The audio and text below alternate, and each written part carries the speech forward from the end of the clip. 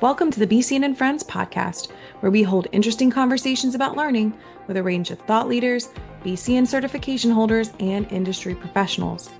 Our goal is to create value and insight for you, our professional nurses across the emergency spectrum. We hope you find our discussions interesting, informative, sometimes funny, sometimes serious, and always worth your time. In this podcast episode, we want to introduce you to our BCEN friend, Amy Stevenson. Amy is an experienced emergency, critical care, flight nurse who is creating space for difficult conversations around the topic of substance abuse disorder. Through Amy's personal and professional experiences, she shares how healthcare teams can better take care of themselves and one another. This episode is called Scrub Circle: Breaking the Silence to Heal. I'm Holly Briggs, a professional development specialist at BCEN and one of your hosts for today. I'm joined by my co-host, Michael Dexter, Director of Professional Development at BCEN. Hi, Michael. Hello, Holly. Great to be with you again. Great to have you. In this episode, we're joined by Amy Stevenson, an experienced nurse in emergency and flight, now currently taking on a new assignment of training the next generation of nurses. Amy was one of our incredible speakers at Learn Live Colorado Springs at the end of April 2025. I had all the feels during her presentation, and we have so much to talk about with her today. So, Michael, could you please introduce us to our BCEN friend, Amy? Yeah, absolutely. Amy Stevenson is a seasoned emergency nursing professional with a dynamic background spanning roles as an EMT, 911 dispatcher, ER and ICU nurse, and flight nurse. She earned a BSN in 2012 and her MSN as a family nurse practitioner in 2020 from South College, where she now serves as a nursing professor. Passionate about mental health advocacy for nurses and first responders, Amy is committed to supporting others by openly sharing her journey of personal and professional growth, which we will hear all about today. Amy, welcome to the BCN and Friends podcast. It's a pleasure to see you again, hear you again, and have you with us today. Hi, Michael. Hi, Holly. I'm so happy to be here. Thanks for that great introduction. Yeah, absolutely. Well, thank you again for sharing your story recently at our Learn Live conference. And we wanted to, for those that weren't able to attend and those that are obviously listening to this, just kind of go through a little bit more about your journey through nursing, what made you decide to become a nurse, and maybe how that led you to flight and some of those other avenues that you've gone through over your career. Yeah. So I actually started my healthcare journey really early on. I wasn't one of those kids who had a healthcare family, so I'm not super sure how I wound up in it. Maybe it was just a calling.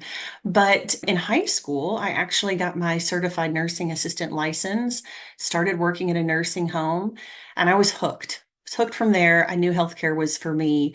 I enjoyed helping people. It was just pure and it felt fabulous. And even though it was tough, I knew that that was going to be my path. So, fast forward many, many years later, I eventually found myself working as an EMS dispatcher while I went to EMT school. And that was a very profound part of my life, working in EMS and as a dispatcher. I learned lots of things, good and bad, as you guys know from my story. Eventually, in my EMT career, I came across that one call, that one call that really kind of changes the whole trajectory of your life. And it was when I was working with one of the most fabulous paramedics I'd ever had the pleasure of knowing. And I just thought he could handle everything. There was nothing that would shake him. And we got to a call and it shook us both, right? We had to call for a helicopter, and this was my first experience with seeing an EMS helicopter arrive on scene. And I just remember it was like the clouds opened up and these gods came out and landed. I swear I could hear in the background. And they came down and they told us what a great job we did, and they gave us all the help we needed. And, we worked together as a team, and it was this beautiful experience. And the clouds parted again and off they went, and life was beautiful. At least that's how it plays in my memory. And I remember thinking, how do I do that? how do I do that? And so, a lot of conversations, a lot of digging in, soul searching, and I knew that that was going to be my path. So I left EMS and pursued a nursing career. I knew that my ADD brain needed a career that I could reinvent myself multiple times. And so staying in EMS to get to flight was just not going to be for me. So I eventually went into nursing, and wow, such a fulfilling career that I've had so far. EMS, and then nursing to ER and ICU, and sprinkle some hospice and event medicine and some good things in there. And it's been a ride. Been enjoying it. Can't wait for the next chapters. So what made you decide to then transition into a nurse practitioner role and now teaching college? So while I was flying, there's some downtime that's built into that career sometimes with weather. And I thought, wow, what's next? Always looking to reinvent myself, like we just talked about, and the beauty of nursing. So I got my nurse practitioner degree and passed boards and really envisioned a life for myself as a flight nurse practitioner. I was fortunate enough to be working for a flight company that offered that, and saw many people building an entire life out of flying, which sometimes isn't the norm. So I thought that that would be where I ended up. But, life has a way of lifing. And that didn't end up being my path. Unfortunately, some things happened and doors closed and other ones opened, and I found myself in teaching. And I've unexpectedly loved it. It's been very exciting. So, I like how you say that. And I think that's something that people will probably take away from this podcast is, you know, you make plans and then life has a way of showing you that those plans will likely have to change. But you yeah. may end up somewhere that you didn't know that that could be a place where you could be happy and find a new passion and find a new way forward that you didn't envision. And I think sometimes we don't go into nursing maybe thinking like, oh, there's so many paths I can take all the time and I'm going to try them all. I think we normally have like, oh, this is where I'd like to kind of end up. But I do so appreciate this profession for the ability to, as you said, reinvent yourself, to find yourself in something maybe you didn't see yourself as. But then when you end up there, you're like, man, I'm really grateful that I'm in a profession where I can find happiness and joy and fulfillment in maybe a way I didn't see coming. So I love to hear that. And, I'm going to kind of shift a little bit of the podcast because while Michael and I and the attendees in Colorado Springs had a chance to hear a little bit about a topic that you presented both professionally and personally, I will say that there are certain topics in nursing that feel almost taboo, like saying the word quiet during a shift, like that's taboo. If you mention some like rare diagnosis, it's only a matter of time before EMS rolls right in with that same patient who has that. I will also say that substance use disorder, which is what you presented on at the conference, especially among nurses, it's one of those topics that it's taboo. We don't really talk about it. Many avoid talking about it, but you're choosing to kind of create that space for having these difficult conversations. So I guess what I would like to open up to the audience is why are you so passionate about this and why are you choosing to do this now? Yeah. So substance use disorder is taboo and it's divisive, but it really shouldn't be, right? I've chosen to speak out about this and kind of share my personal experience because for the very reason I got into nursing in the first place, which was to help people. So for most of my career, helping people meant patients. And now I feel called to kind of shift that focus to us, the first responders, the nurses, the future nurses. And wouldn't it be hypocritical of me to stay silent? Who am I really helping if I've just kept this to myself? And some could argue, well, you're helping yourself. And I suppose there's nothing wrong with that. But I feel compelled to reach out to others because I know I'm not alone. And there are others that need to know that they're not alone either. And I guess you could say the lives I'm most invested in saving now really belong to those that stood beside me in the chaos. And we really need each other, and we need to talk about this. Amy, if you don't mind, could you share some of the stats that you shared regarding substance use in the healthcare workforce? Yeah. Well, I don't have them all memorized, but there's a big one that absolutely stands out to me. And the numbers have gone up drastically since the pandemic, which I think is makes a ton of sense for everybody and how nurses have coped after all of that. But substance use disorder has gone up significantly, and it's now approximately 18 to 20% of nurses are struggling with substance use disorder. And those numbers come from a very small sample set. So that could be, good or bad, but they're all self-reported. So I guess what I'm trying to put out there is I think the number might be higher than that, especially when you start to really understand the medical definition of what substance use disorder is. And I think as I bring awareness to how easy it is to kind of fall into that box, if you will, that we're all at risk, probably at a higher rate than what we recognize. And then also that the person right next to you might be struggling. And I think that's the other point I want to bring to this is that you're not alone. 20%, maybe higher, are struggling with this. We need to talk about it. Amy, do you mind sharing? And I will preface all of that by asking you to do a very abridged version of that. But what was your personal encounter with substance use disorder? Yeah, so I think in a nutshell, the best way to describe my personal experience with substance use disorder is sneaky, very, very sneaky. I think it planted a seed very early on in my life, but I see it really taking root in my EMS career. And it started with my learned coping skills, which was essentially none. And I say it takes root, right? Because it doesn't start as a problem per se, but then as you add and it grows and it grows, I just simply was not able to cope with stress at work. And then eventually, those life stresses happen, sickness and death and divorce and those things that just pop up with any other way than what I had learned, which is we just shove those feelings way deep down and we drink about it. So for me, my substance was alcohol, and it just felt good to turn my brain off.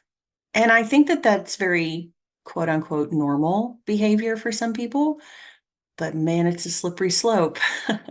And so I just slid right on down all the way to the bottom of that slope. And there were warning signs, but I could rationalize that it was normal because everybody else was coping that way. But it wasn't. It wasn't normal. So, when you spoke at the conference, first of all, I want to say you did an excellent job. And for those that were not in attendance or haven't been to a Learn Live conference, all of our sessions are congruent. So, everyone is up there, they're TED Talk style, they're about 25 minutes, and each presenter speaks on a topic. And then there's a little bit of time for questions afterwards if we can. If we're running short on time, we ask the speakers to be in an area towards the back of the room where people could come ask them questions after. And Amy, you had questions immediately after from the audience that were live. You had questions in the back of the room. You had questions in the hallway. You had questions at the social. You had lots of people following up. It was a very impactful topic. And I have taken the time to go back and watch the video of your session and go through that again and talk to different people that were there and how much it meant. It's a very highly rated session from the conference. Towards the end of your session, I'm going to put you on the spot big time here. Towards the end of your session, you had a nurse ask you a question, and she wanted to know a little bit about what others can do for nurses that they work with that experience this. And I just want to play a little bit from that clip really quick of her asking you that question. But I used that as a crutch and an excuse when I knew better. I knew the answer should just be, nah, I'm good. So what advice do you give to us when we are approaching our girlfriend you know somebody? Right? Don't we all? Right? Don't we all have that friend group? And it's really scary. And you know what? You could start with, I heard this really scary speech at the BCEN, and she was high achieving. I'm really smart and good looking. Throw that in there too, right? But dang, she hit rock bottom. I hit rock bottom. I wanted to not be here anymore, and I almost wasn't for a minute. I had a plan, right? I almost lost my nursing license. I'm still in trouble with the Board of Nursing. I lost custody of my children. Still fighting for that. This was just 2 years ago. It's not that long ago. Okay? So maybe start there. That didn't seem too far left field for me to go, "Ooh, okay." Amy, now that you've had time to think about it, and that person obviously put you on the spot during the conference, and I put you on the spot yet again, do you Yeah, have you sure did. yeah. Do you have any other advice you would give? I mean, I think that's very good advice. Like it's very hard to argue with somebody's personal story. That happened to you. It's truth, it's reality. I can't sit here and say that that's an inaccurate statement. It's true. But what other advice might you give to somebody that has a coworker or knows someone or that is personally struggling with substance use disorder in healthcare and how they can cope with that? We have to talk. Okay. I find that people are more willing to talk about what they're struggling with if I open up with what I'm struggling with. Okay. It makes it feel a little bit more acceptable. So, I guess, for example, if I had a friend, I say if I, like I haven't had a whole friend group just like me. I just happened to be the one that got in trouble, right? But we start with what we're struggling with. Hey, man, I'm I'm just wanting to check in because I'm wondering if my behavior might be a little too risky. You and I are out a lot together, and it seems like everything we do is revolving around XYZ. In this instance, I'll say alcohol, right? Let's maybe take a break. Let's do dry January. Let's not drink for a month and see how this goes. I talk to my friends now about putting in those speed bumps, which is what I call it, of saying, hey, let's do a cleanse. Let's just take a mental health break. Let's just not center all of our social gatherings around alcohol. And unfortunately, I wasn't able really to stick to any of those. I kind of always talked myself out of it, like, well, there's a wedding, or well, there's a concert. And those should have been red flags for me. So I think, as you're speaking to somebody who's in your personal group, that their behavior might have some red flags, you should really start with how you're concerned about your own behavior. I think that makes it easier for people to open up. I think one of the things, and Michael kind of shared it from that video, and just what you said now is, start by looking first at you before you go look in someone else's backyard. Start with your own Yeah. before you start poking around in there. And I think, I mean, the lead into all of this is just that there really shouldn't be taboo conversations. There may be hard conversations. There may be heavy conversations. There may be conversations that require a certain level of vulnerability and willing to look at like weaknesses instead of talking about how awesome we are, even though I think we should definitely have those conversations too. I think there is something to that ability to be vulnerable with one another and people who we know care about us, right? And I think that's also important too, is not hiding from one another and being willing to say like, hey, I have noticed this pattern myself. What do you think?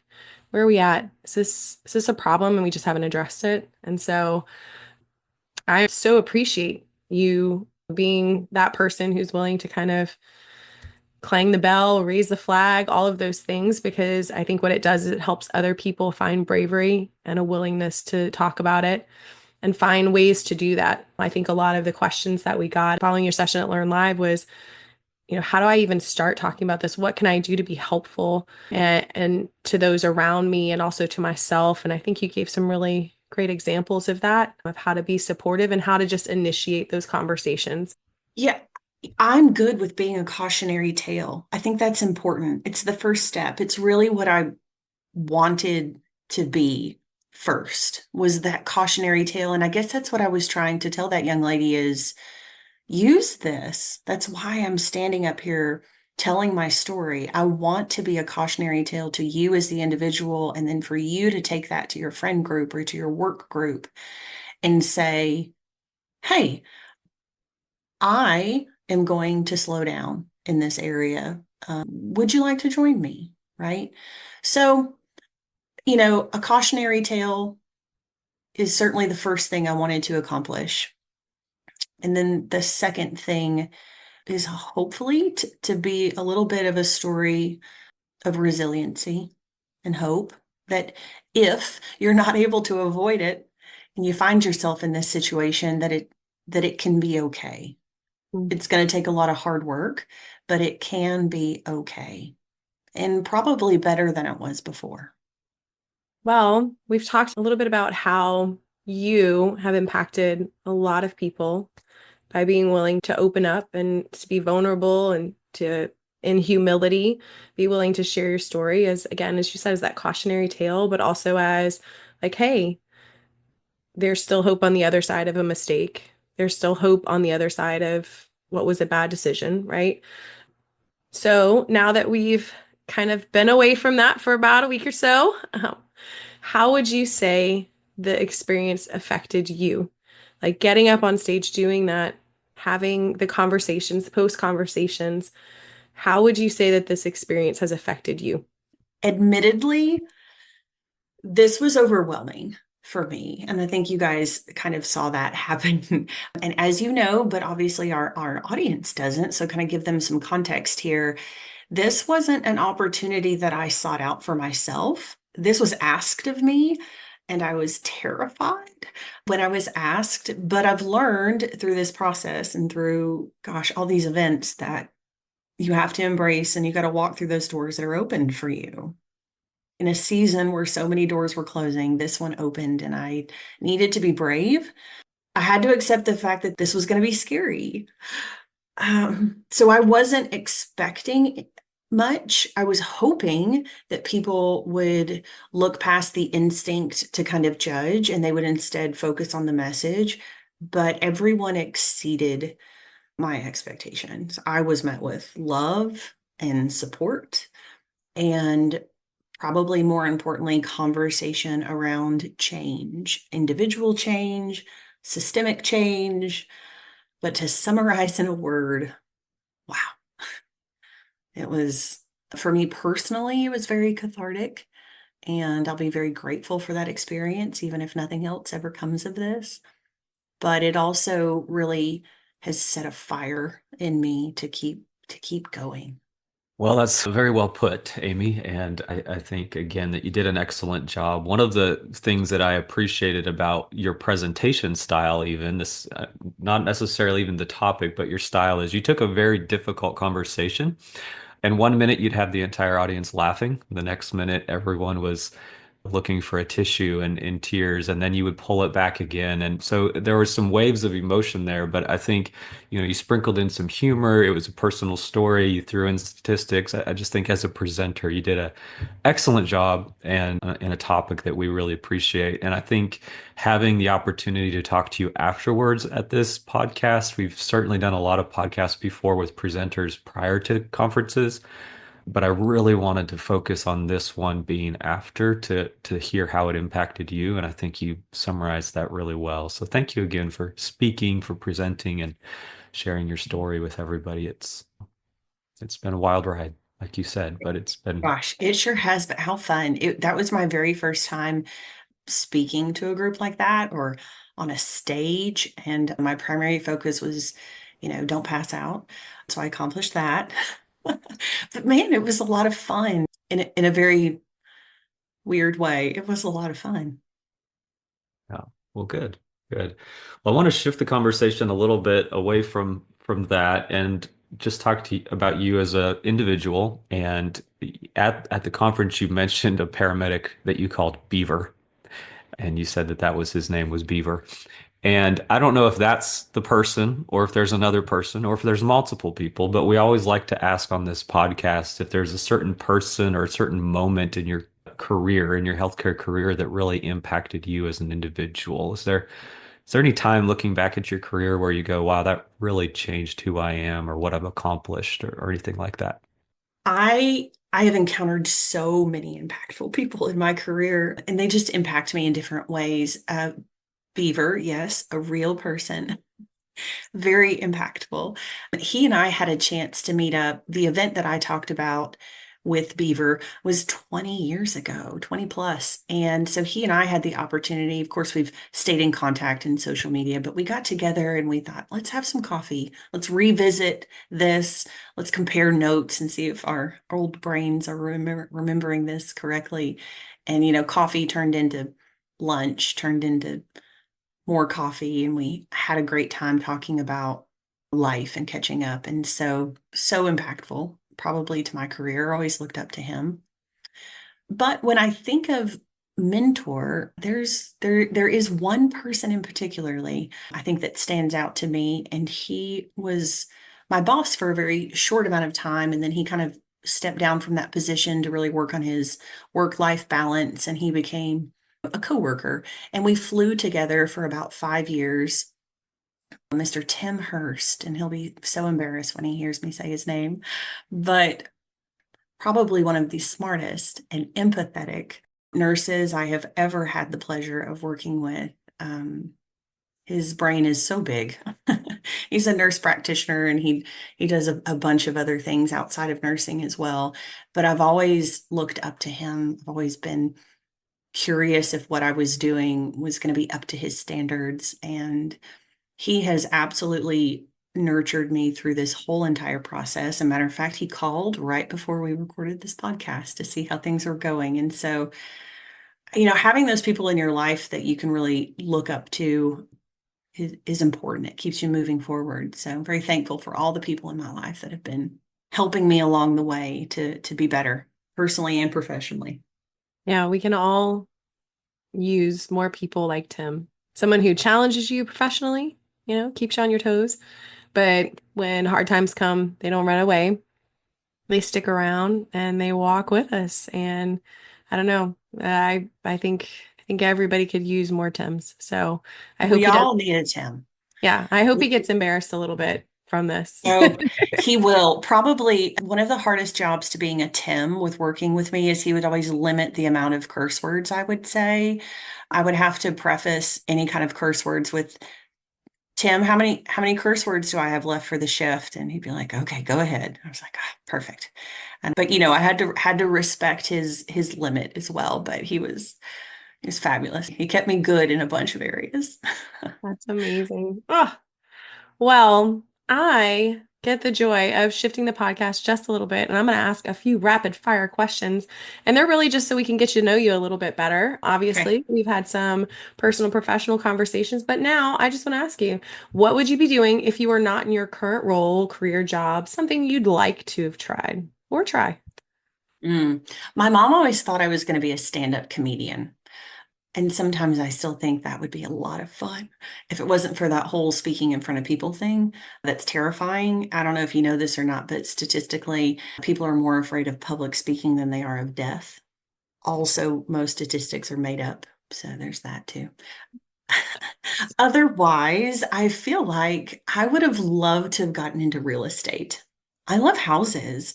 I think they're beautiful and magnificent, and all the different architectures, styles that are out there. But it also incorporates that people part that I really love about nursing. So I think I would have been a really good real estate agent. I would have loved to have like my own personal demo days. I'm like, yeah, I could get behind a sledgehammer Mhm. situation. Yeah. But again, Yeah, I get that. It's so therapeutic just to break stuff. You know, the other thing that comes to mind is when I was in nursing school, I started a business making wedding cakes, and that was a ton of fun. It really nurtured my creative brain, and I love to cook and bake. So that would probably be the other route I would go. I'd probably own a bakery. I would be 1,500 pounds. I would love to come eat cakes at your bakery, and then we can go demo a house, and then, Okay. Then we'll chat sell about the house. yeah, yes, Okay. and if they buy the house from us, they get a cake. I love it. This is a great business plan. We're already there. Okay, I do have three categories of favorites. So we'll Okay. start off. Do you have a favorite book, or it could be just be a quote that really inspires you? Yeah, I don't read. I'm going to be super honest here. My ADD brain just can't. So I do a lot of books on tape and a lot of podcasts, and all of the books that I have in my house are just really kind of textbook medical. So I'm just one of those people, man. I wish I could be a reader, but I'm not.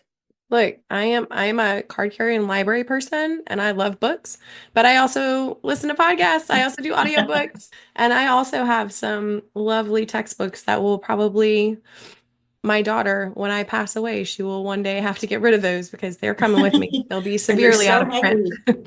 Yes. Yes. Yes, they will be. All right. So, favorite movie, TV show, or it can be like a binge-worthy series that you'd recommend. Anything scary. I love scary movies. I love scary TV series. Let's see. Gosh, there was The House of Bly Manor, Midnight Mass. Gosh, anything spooky and scary. Really just I'm an adrenaline junkie. So even, when I'm having a TV show day or a movie day, it's scary. Well, so you'll stay watching your scary movie and I would just cringe in the corner, but that's fine. Okay. Favorite song or musical artist, something that just kind of gets you moving. Oh, again, so many. I just really don't have one particular favorite, although I've got some that I hold near and dear. So I love rap music.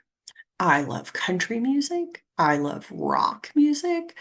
But probably the artist who just speaks to my soul doesn't really fit in any of those categories and would be James Taylor. I love James Taylor. And I think it comes from my dad. When I was little, he loved James Taylor. So it's just kind of in the house and kind of grew up with it. So it's very soothing and comforting to me. I'll be honest, I was like, man, I'm just feeling like a 70s vibe. So I made a Yeah. playlist recently with just a bunch of 70s, and I'm like, why does that speak to me? And it's because that's music that was being played by my folks because that was like their kind of generational music. So I don't know, there's something about it. It's just easy. So, Yeah. huh. Okay, do you have a self-care go-to or something that helps you reset? Yes. And I used to not have a great answer to this. And this was kind of something, there was a lot of conversation around self-care at the conference. And a lot of people said, oh, my self-care is going to the grocery store alone or watching my kids play sports. And I don't really have anything that I do for just me. And I said, man, I was the same way, right? Because it's part of that deficiency in our coping skills. We're not really doing self-care, which is just doing something purely for you.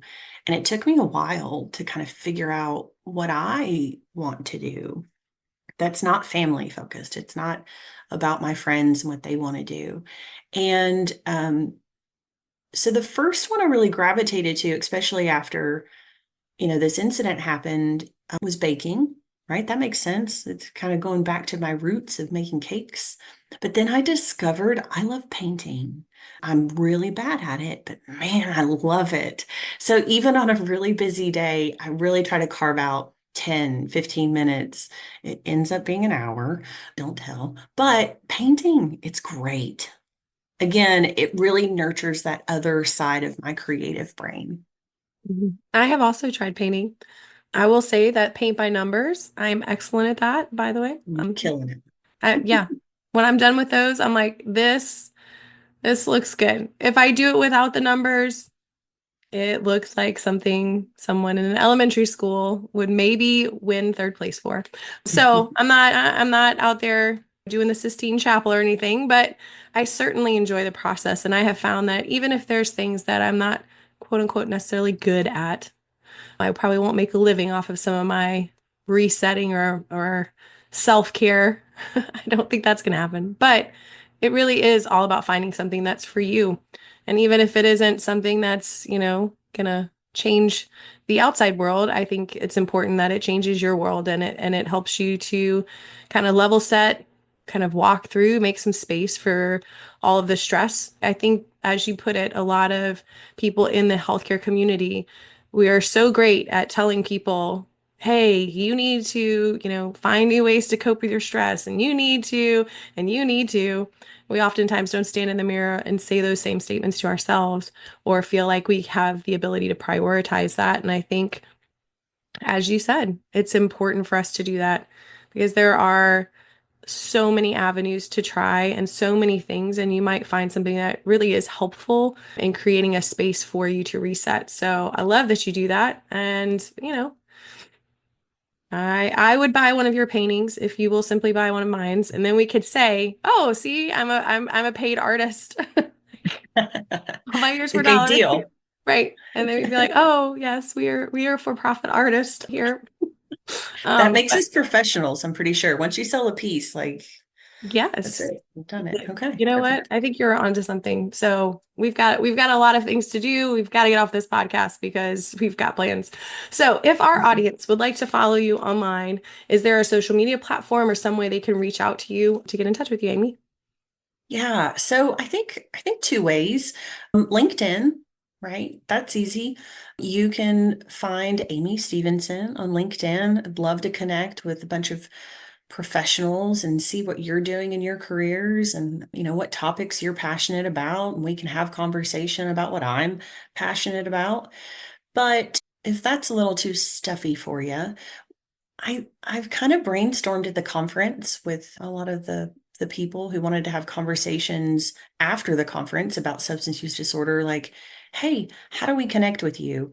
And so just it's in its infancy, and I don't know if it'll ever be more than an infant, but Scrub Circle on Instagram. I hope that's a place that we can kind of come together, and hopefully I can contribute just a little bit of nursing humor and mental health and substance use into your everyday social media feed. That's really the goal. And it kind of gives us a place we can all connect. So Scrub Circle on Instagram or find me on LinkedIn. That's perfect. And I will drop both of those in the blog for this episode. So thanks for sharing that, Amy. Yeah, man, this was so fun, guys.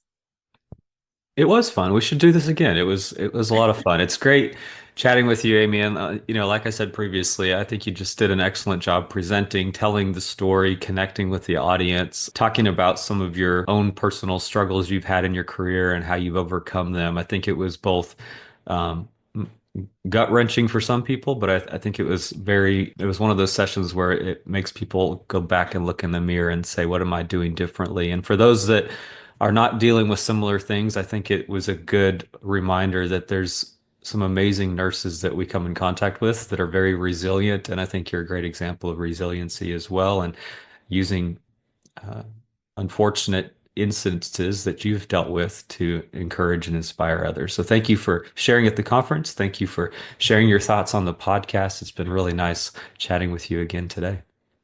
Thank you, guys. Well, I want to take this time to thank Amy for joining us for this episode of BCN and Friends.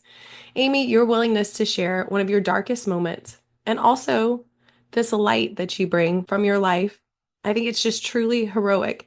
There's no other way to say it. Thank you for raising awareness and speaking about a difficult yet very needed subject. This is most important work that you're doing, and we're very grateful to offer you a platform, not only on our podcast, but also live and in person to share. We truly appreciate you and all that you're doing. And to all of our listeners, stay tuned as we bring new, insightful episodes of BCN and Friends. If you have an episode suggestion, we'd love to hear from you. You can send us a message to bcn@bcn.org.